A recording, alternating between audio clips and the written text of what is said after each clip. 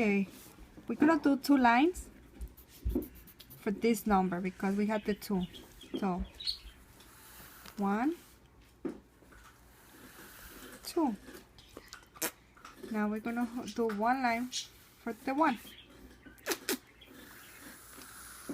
1. Now we're gonna do 4 lines for the 4.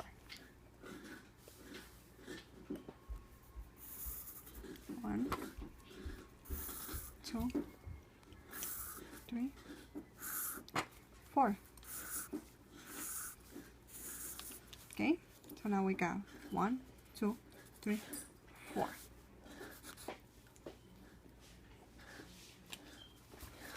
1, 2, 3, 4, 5, 6, 7, 8.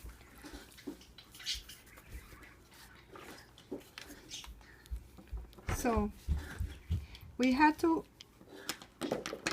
divide this like this because we got 2 numbers that we had to multiply. So we're gonna count the first one that is 4 times 1 is 1, 2, 3, 4.